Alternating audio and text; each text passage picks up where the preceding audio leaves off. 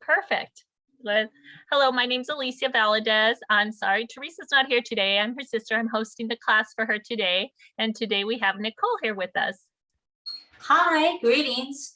We are about to make a mushroom pozole verde, and thank you, Northgate, for having us, for bringing us together for this beautiful class free to the community. We are so grateful, and we wanted to feature pozole because it's such a lovely, warm gift to give to your family and friends during the holidays. And for people who are coming over who are meatless, this is a great option, even though all the meat lovers are going to love it too. But for anybody who's meatless, this is a great option on how to do it for them. So let's get started.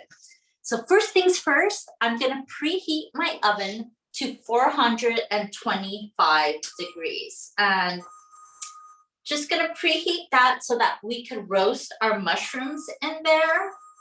I feel like they keep a nice texture once we put them into the soup, and they bring out like an abundance of flavor. So roasting your mushrooms is the way to go. And you know what? Before I do that, I already preheated. Let's char our chili. So I already charred my chili, but I'm going to show you how I did the chili. And I have a pasilla chili here.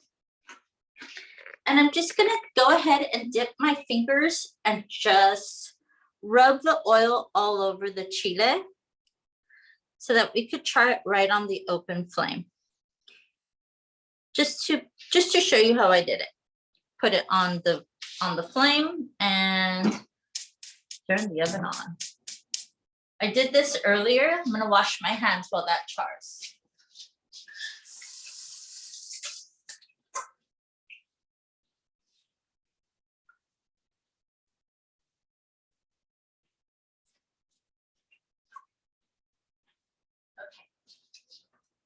Perfect. So I don't know if you char your chili over an open flame or if you put it on a comal. This is the way my grandfather always did it, you know, so this is the way I do it. I know I've seen a ton of people, they put them in the oven, they put them on a comal and they let them toast, but this is the fastest way for me. And it's such a great way to, you know, it's such a great way to smoke up the house and get everyone. My grandpa would say, ya paga el chile. He was so crazy, but I love it, you know, and I, you know, he's not with us any longer, but when I do my chile, I definitely think about him and how cute he was with his chile roasting. Actually, I used to do it in a comal, but until one time, I think Isabel in another class, she showed us how to do it this way. So I'm actually now doing it this way. It's a lot quicker. It's quicker, and I feel like you have more control because you can turn the chili while it's getting all charred up. And if one spot has, you know, like when there's a dent in the chile, usually that concave area stays green, and you can get it with your tongs and really get the flame in those little creases. Definitely. Okay, so I don't want to take too much time doing this because it does take a minute. So I'm going to go ahead. I already went ahead and charred up some chilies, and I'm going to show them to you. So after you char your chili, you want to put them in the Ziplock bag, which I did. And you let them steam themselves. So I steam them for about 20-25 minutes, sometimes 30. Just these steamed way longer because I was prepping for the class. But this is also a really simple way to take the skin off. So once you get them out of their little steam bath, their sauna, as I like to call it, just take a knife, and it could be a butter knife, it could be, you know, any little knife you have in the house, and you just do this, and look, instead of running it underwater, which a lot of people do. And the reason I don't like to run it underwater is because you're taking a lot of the natural oils off of the chile. When you scrape it with the knife, you keep a lot of that flavor. And it's okay if some of it, you know, stays on the chile. It doesn't matter because we're gonna strain this chili anyways. Yeah, yeah. It's just a little bonus when you get the black charred part in your chile. All right. So, do you have big holiday plans this year, Alicia? Well, I know we're gonna be doing the family still does posadas with my dad's family. And then actually our immediate family is gonna be doing a posada since a lot of my siblings, and I'm not too sure yet, are gonna go to Mexico over for after Christmas. So we're gonna have a posada before and do our gift exchange. So yeah. Oh, I love that. We try to keep those traditions, at least for our kids to be able to experience that. Yeah, us too. We definitely do the posadas, and I make ponche and tamales and invite friends over, and some of the ponche gets spiked, some of it doesn't. But it's so fun, and have a piñata for sure. We do some gifts, but usually my posadas consist of a lot of friends. So it's my way of seeing them before the holidays. With my dad's family, they still do the whole where they stand outside and they ask for a posada and that whole tradition and everything, and the rosary. So that one is a true traditional posada still. Do they do the little parade in the street with the candles and singing the songs? They just maybe like half of the people stand outside, half of them will stand inside, and we sing all the carols that they used to sing. And they have like all they put the nacimiento and they carry it, the kids carry it. So they involve the kids a lot too in that process. It's so important to keep those traditions alive for our kids. I know that for me, it's one of the main things that I like to do for my son, just because I have an only child and I don't want him to lose his culture. So it's beautiful. And I'm so happy to hear that your family partakes in it as well. Yes. Okay. I am going to move this over. I've already taken all of the skin off of the chile. I just wanted to show you how I roast my pasilla, but you could see these ones are already roasted. And I am going to start sauteing the onion. So I'm just gonna add a little bit of olive oil. Hold on one second. Let me just wash my hands. You can tell I've used this pot a million times. It's nice and worn in. Nice and seasoned. Right? I'm just gonna add some olive oil to the bottom of my pot. And once it gets hot, I'm gonna drop in the onions, and then we will start working on our mushrooms. Yeah, it's better worn in. I feel like when I get a brand new pot, I get so nervous about it. I think, oh God, it's gonna stain. And with these, I feel like, oh, this is my, where I make my pozole, my pozolero, or whatever. So it's a nice, good worn in pot.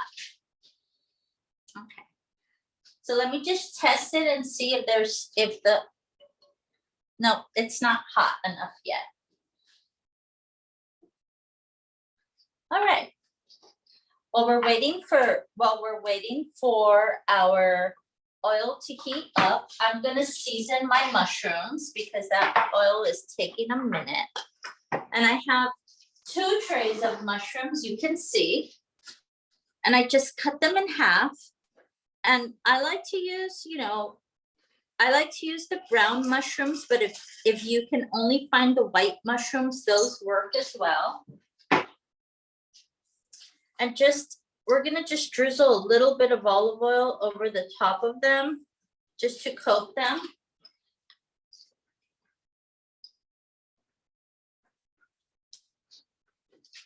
And some salt. I'm just using my salt shaker, nothing fancy because these are going into the soup. And then with your hands, just mix them in. And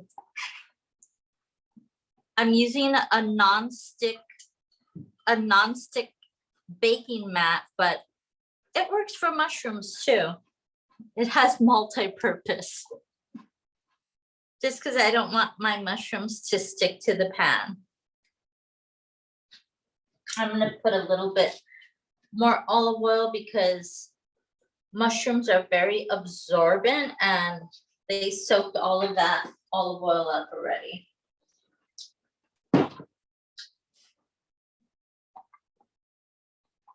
That way, when the timer goes off, you could stick these right into the oven, and they're going to go into the oven for 20 minutes.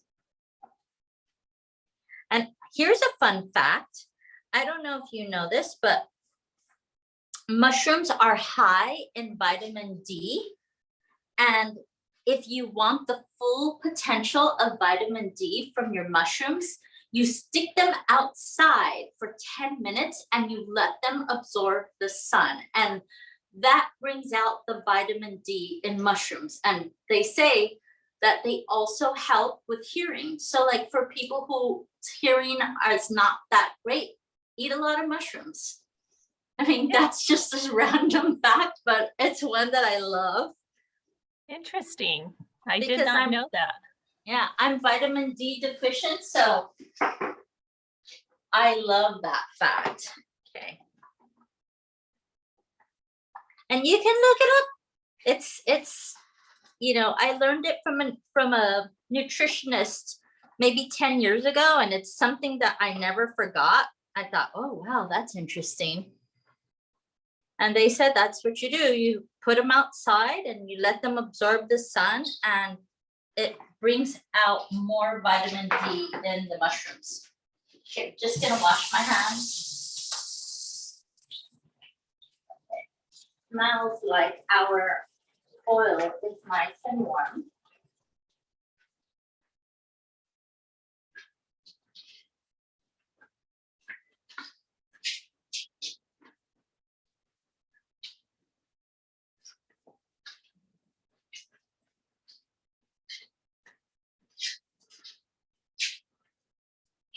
My rubber spatula. All right. I'm going to use this. Okay, yeah. I've definitely warmed up the oil hot enough. I could see that. So I'm going to drop this sliced onion into the bottom, and I'm just going to saute this onion.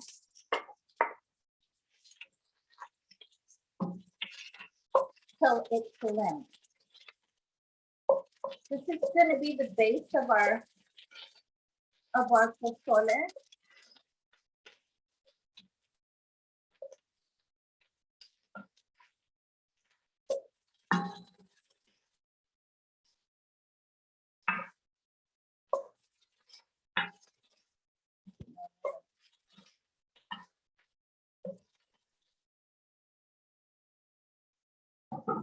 And I could see that it just needs maybe a little bit more olive oil here. Just because I want to make sure that I coat all of the onion.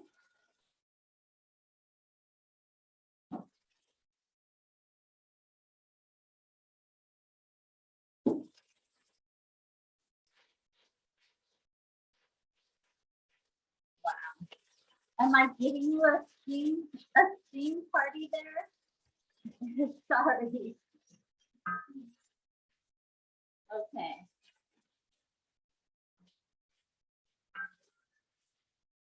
Oh, there is my oven. So I'm going to go ahead and put the mushrooms in the oven and set my timer for 20 minutes.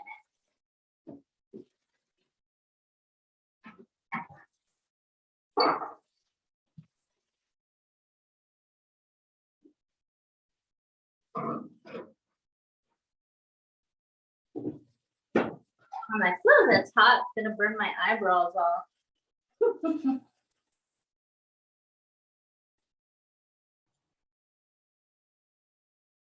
Okay, perfect. Now I feel like we're officially on our way because the mushrooms are in the oven. So I just sauteed these onions until they were limp. I think that took me all of 3 minutes tops. And you'll know when they're limp, they just become slinky. And they're pretty slinky now. So I am going to add in my broth. And you can use, I'm using vegetable broth today, but you can absolutely use chicken broth if that's what you'd like, or whatever broth you like more. I'm just using vegetable broth. At this point, it looks like an onion soup. Right? You can make a French onion soup. I personally love the smell of onion, so this is absolute heaven for me. And hopefully my house continues to smell this way. All right. So I'm just gonna bring this to a boil. I'm gonna put the lid back on. And in the meantime, look, let me show you.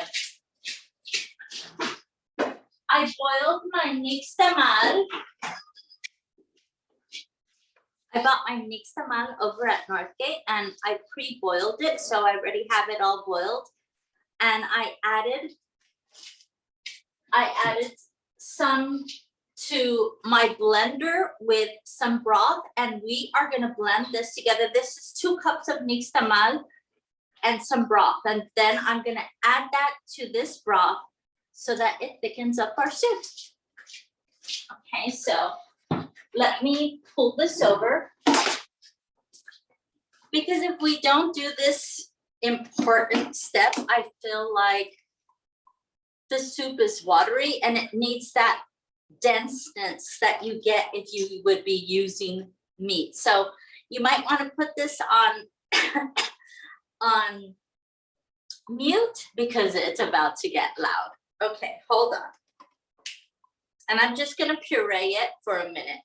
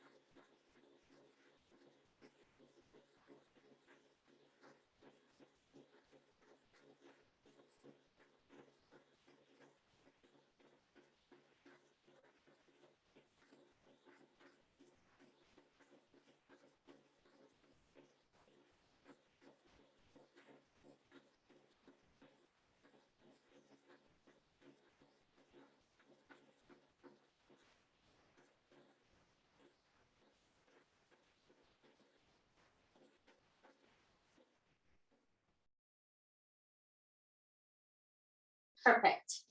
Okay, so just gonna add that liquefied nixtamal to our broth here. And you could already see it's changed the color of the broth, and it's just gonna give it such a beautiful, nice texture.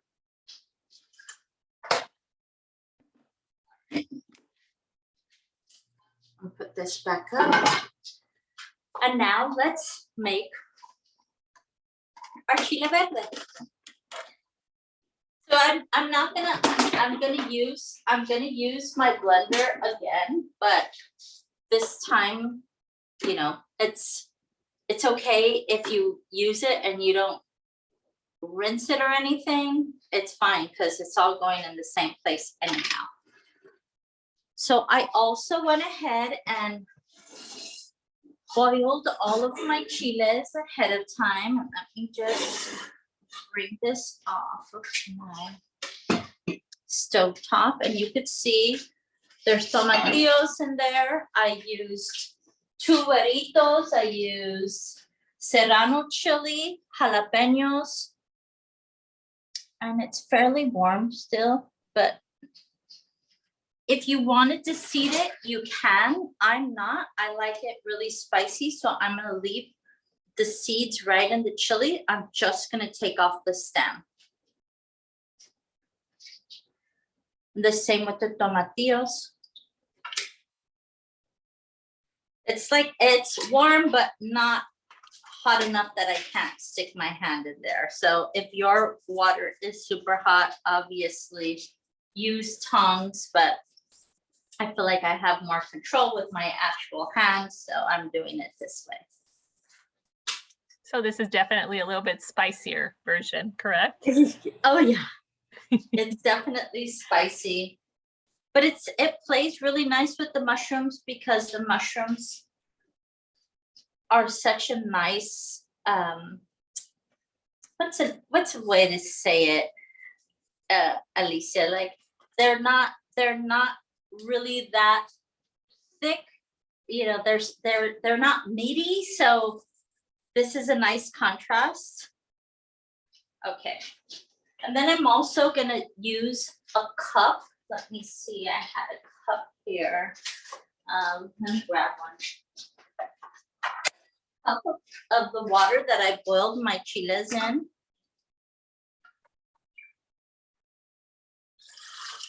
And just a little bit more because it didn't quite fill to the top.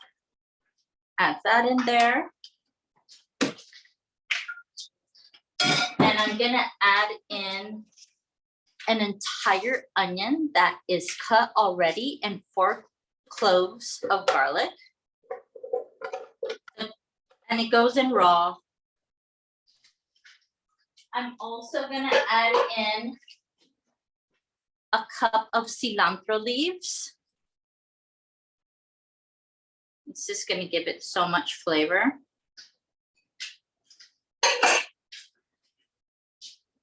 A teaspoon of oregano.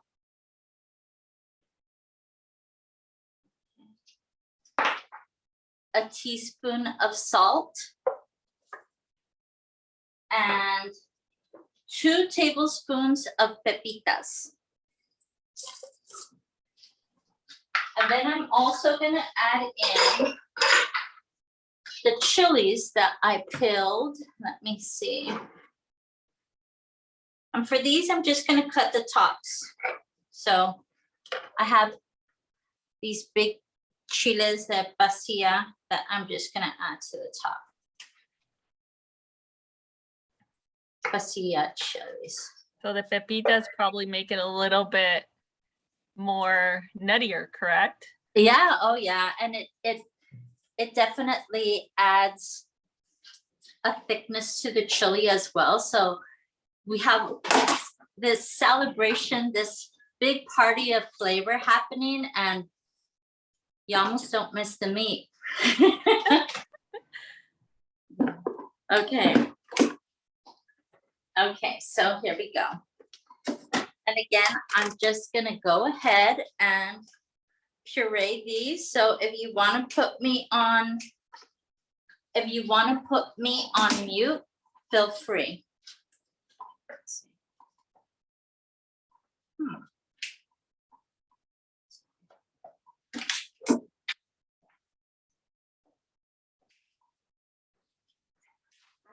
I have to plug my blender into a different socket. Sorry. That's okay. Do what you have to do. Okay, there we go.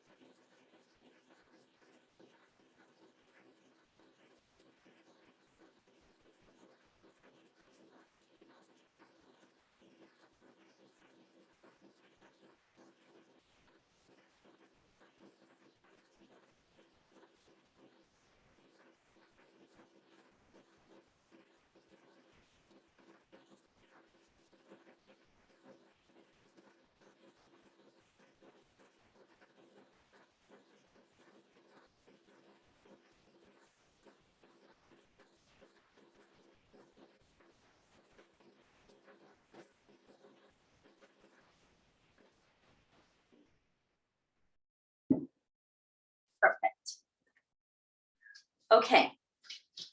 Before I strain the chile, I'm gonna put the nixtamal in my broth. I just wanted it to start boiling first. It doesn't look like it's quite there, but that's okay. I'm still gonna add the nixtamal now. So.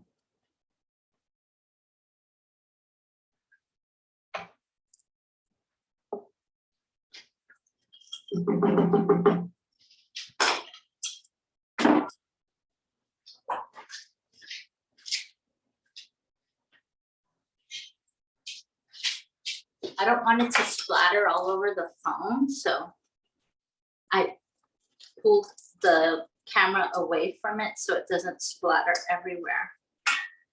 Okay. And for All how right, long did got you it cook the in there. nixtamal? For how long did you cook the nixtamal for?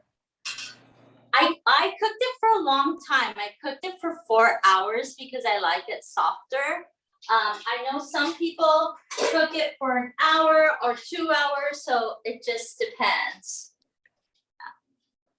How long do you cook it for, Alicia? Oh, for a couple of hours. I don't know if 4, but for a couple of hours, at Yeah. least maybe 2 or so. And then Yeah. I know my mom sometimes adds cal to it or something. I can't remember. She adds what to it? Cal, like it's you get it in the tortilleria department. So I don't Nice. know. I'm like, we need that secret. I'll find out. All right, so let me just when my mushrooms buzz off, then we'll add some zucchini to this. I have zucchini that's already cut as well, and that'll go in as well. But first, let's strain our chili. Okay. So it's lime. That's what it is. It's the lime, that powdered. Ah, a lime powder. Okay. Yes.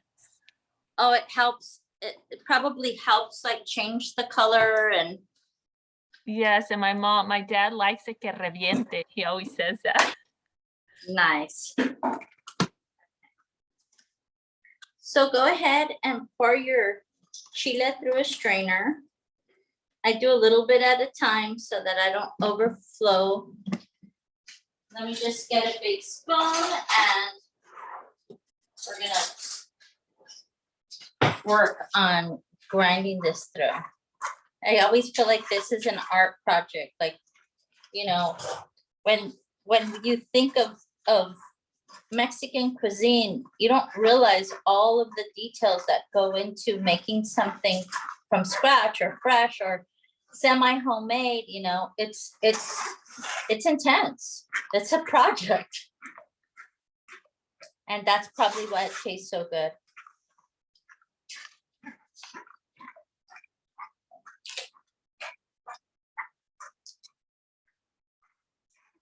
I love when I'm making pozole and I look up and my windows are completely fogged in. When it's cold outside, I'm like, oh, this is gonna be perfect. Okay.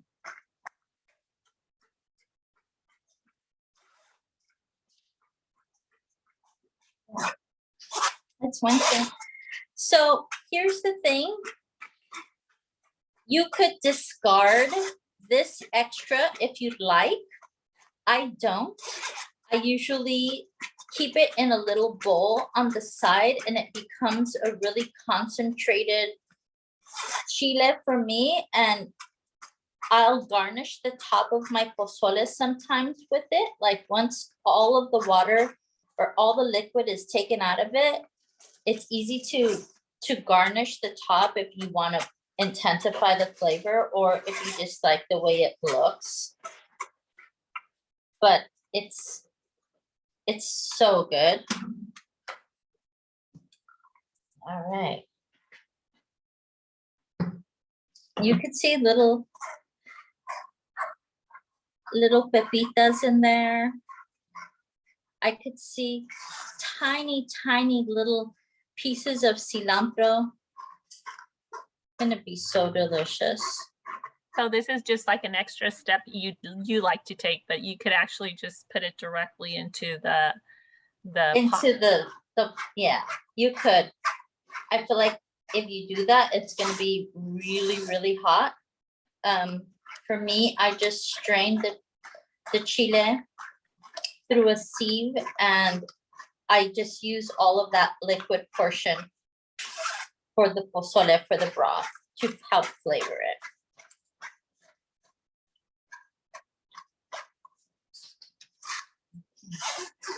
It's just, like I said, it's just all flavoring.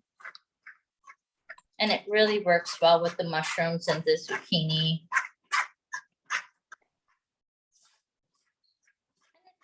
It's perfect because our mushrooms are roasting anyway, so we can't really do anything. So this is a great way to, well, while your mushrooms are roasting, you can make your chile.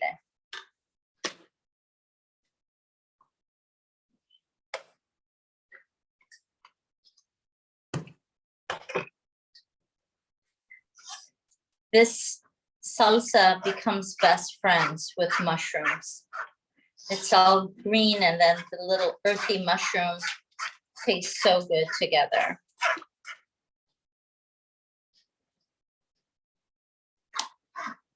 So you even have my nephew watching, Mateo. Say hi. Hi. Any questions? If you have any questions, please ask me. I love answering any and all questions if I can. Everybody just seems to be watching. No questions today. Yay. Is Mateo a cook? He's actually 5 years old, but you have him watching with his mom, and probably my brother too watching, but yes. That's But nice. I'm sure he likes to help out. Right? Or he's taking a young interest, which is great. There's all those junior chefs that learn at this day and age, you know, by the time they're 12, they're masters. And I think that's great. I really do. I do too. I love it. I think I wish that was around when I was a little girl. I was so curious about cooking, and my mom didn't cook at all. Nothing. Oh. So every time I was in a house with older ladies or anybody who would take the time to talk to me, I would be asking a million questions about cooking. Because I wanted to cook. I wanted to eat nice food, and my mom didn't cook. The neighbors, they were always so gracious and sweet, and would let me be the metiche over there. Asking all exactly what I was questions. going to tell you. I was at metiche trying to see what my mom was making, or my little things that my great grandmother used to make, or mi tia abuela used to live with us for a while. So I picked up a little bit of recipes from each and every one of them. Right? And you keep it in your wheelhouse, and it's beautiful that you have those memories to go back to. You have those memories to go back to, and remember who taught you them, and how old you were when you learned how to do those things. I always remember stuff like that. Okay, so I'm not going to continue doing this. I feel like we have a good amount of chile that we can go ahead and add to our broth. And like I said, I'm going to keep this. And you can see it's pretty watery. It's not real thick, but if I do this, it also catches like a thicker version of the salsa. So I'm gonna keep that here and dump that right into my pot. Look at that, it's nice and bubbling at this point. Oh, it smells so good. Ooh, the mushrooms are done too. I could just imagine how your house smells. Right, it smells pretty good right now. And I'm also gonna add in my zucchini. So we're gonna just dump that in there. And this will probably take about 10 minutes. 10 minutes to cook, and then we'll be done. All right. Put the lid back on. And I am gonna pull out the mushrooms.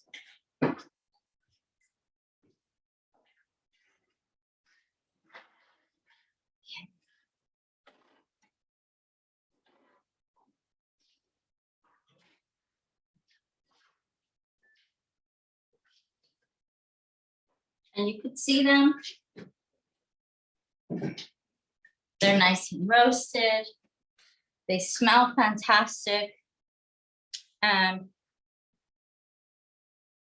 There's the moisture has been taken out of them, so they're slightly dehydrated. But when we put them back in the soup, they're gonna plump up again. I'm gonna go ahead and put them in now.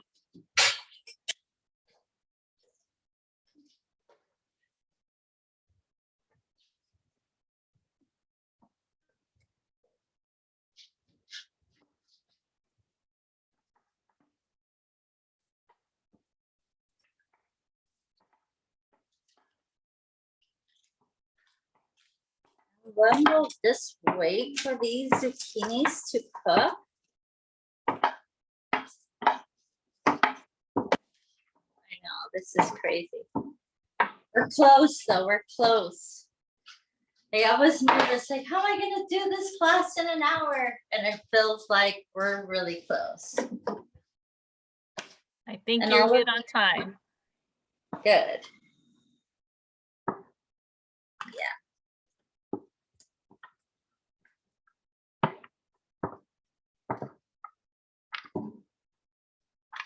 And you could see there's a lot of mushrooms in here. This was 6 cups of mushrooms.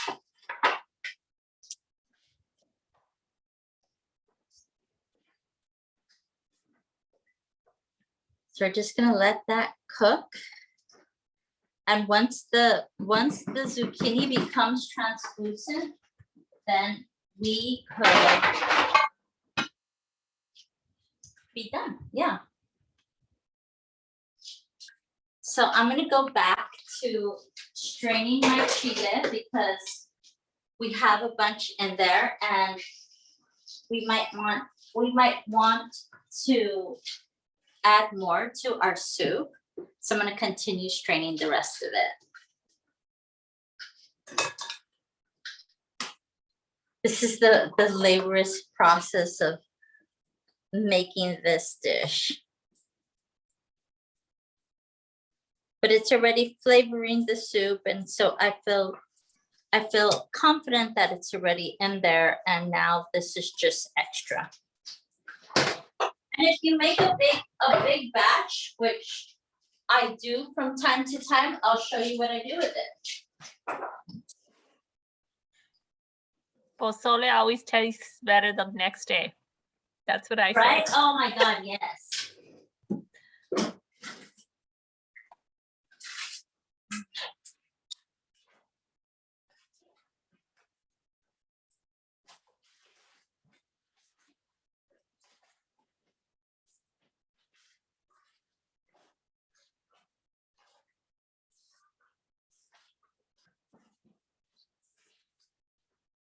You can see.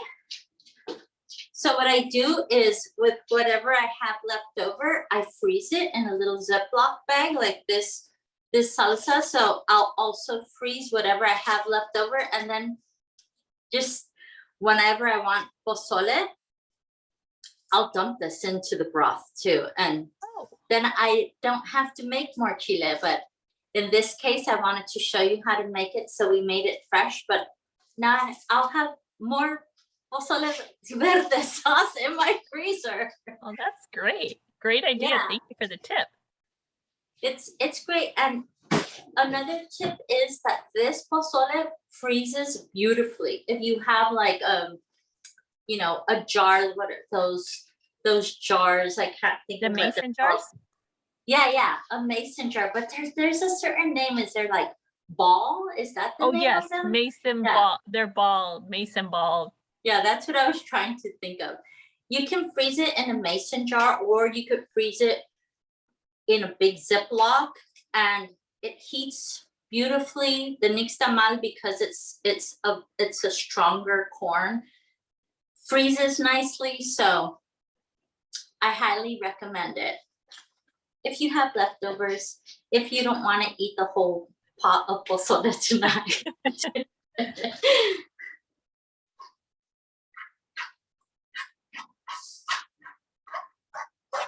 So I know that we have a lot of classes lined up in the month of December for Northgate.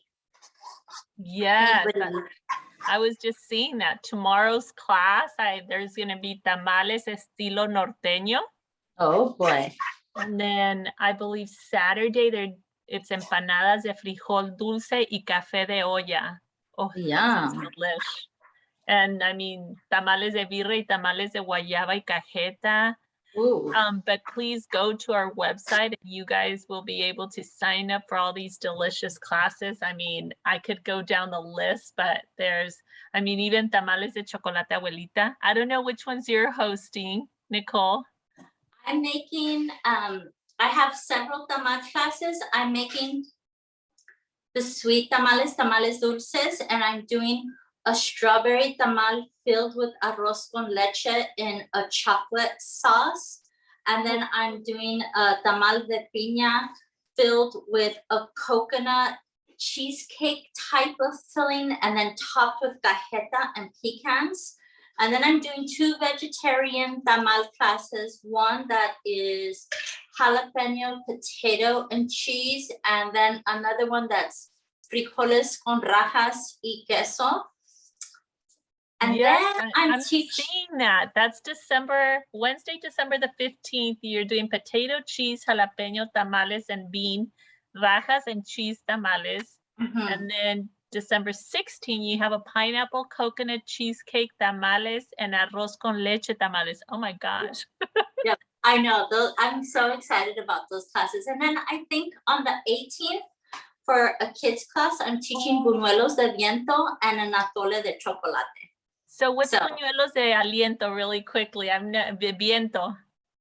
So at Northgate, they sell the buñuelero, they're called. They're also called the rosettes, and they look like a beautiful little iron that looks like a snowflake, or they're just different shapes, and you dip it in oil, and then you take it out, and then you dip it in the batter, then you put it back into the oil, and it releases, and then it becomes this really light, and hence buñuelos de viento, really light, crispy fritter, and you top them with sugar the same way you would with buñuelos and cinnamon, and then you eat them with an atole or champurrado or chocolate caliente. So delicious, so beautiful and festive looking, and I hope that you'll see that. I hope that your nephew Mateo will be in the class. I'm sure his mom will have him in the class. And they're asking, what's a good drink to go with this, with the pozole? With the pozole? I like to drink water, but or another thing that I like to do is get like agua de mineral and put cranberry juice in it, and just have or an agua fresca will go really nice with it. Agua de piña will go nice with it, or chata. I feel like any drink that makes you happy will pair well with it. But I'm such a water girl. Are there any other veggies? What did she say? Are there any other veggies we could use instead of mushrooms? You could use cauliflower. I have zucchini in here already, but you can use cauliflower. I know that a lot of people will also add beans. They'll add a white bean, or they will add a pinto bean. I personally like mushrooms and zucchini, but I think cauliflower is a nice addition as well. Perfect. And for people asking, also my viejo likes to have tequila with his Tequila goes good with anything. right? It really does. Okay, let's see. All right. Oh wow. Okay, I'm gonna go ahead and serve it. It smells so good in here, and you could see that the zucchini is translucent now. So let's see. You could see that there, just slightly translucent. You don't want to overcook it because then it's mushy and that's no fun. So go ahead and put my pozole in here. And of course I got this bowl at Northgate. Those are their authentic menudero pozoleros bowls. Yeah, they're so yummy.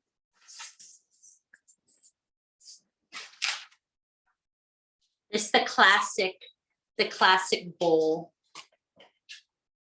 I'm gonna turn that off. And I'm gonna garnish. It's time to garnish. And I have all of the fan favorites here. So put a little bit of cabbage.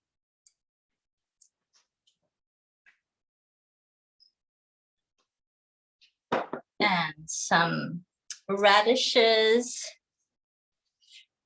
What do you like to put on yours, Alicia? Everything you have there except the cebolla. We do it, it's called desflamada. So we cut it up in more of a strip, and then with a little bit of lemon juice and some oregano. Ooh. And it's kind of already pre-marinated. So, and then we don't use cilantro on our pozole. That's the only difference. But other than that, and when I make pozole, my kids and my dad loves the potato tacos. So I have to make deep fried potato tacos with our pozole. You know what? That's so funny. I was just talking about that with a friend of mine today.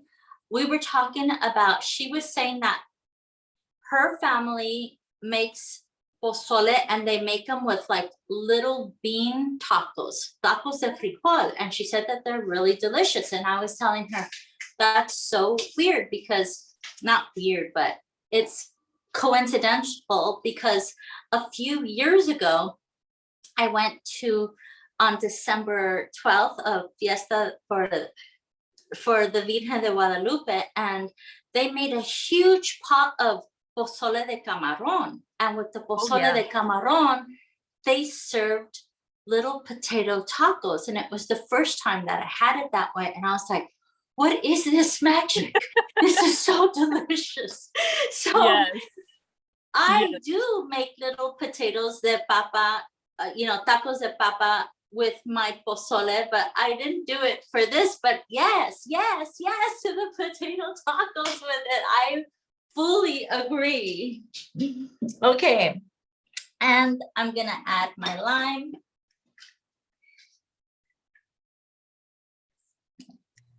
That wasn't very successful. It like stuck to the whole thing here. And we cannot forget our tostadas, which Northgate has such a beautiful supply of tostadas all the time. I think it's too hot for me to eat right now, but OMG, this is amazing. This is a vegetarian's happy place, and it's extremely flavorful. I hope that you'll all enjoy it for the holiday season, or make an extra pot for the non-meat eaters in your life, even though I think that the meat eaters will also enjoy it. It's really light and it just feels good. It feels good. It feels healthy eating it, and it's so fresh and delicious. And well, if you have any other questions, I think I'm done. Yes, and I think good on time and everything. And thank you so much. Can't wait to make the recipe. And if you guys have any questions, please let us know. I know you could email us, and then the recipe will be up, also the video, and probably tomorrow or the following day. And don't forget to join us in the rest of our classes. And It was so great. It was so great co-hosting with you. Yeah. thank you. Bye-bye. Thank you. Have a beautiful holiday. You Bye-bye. too. Bye-bye.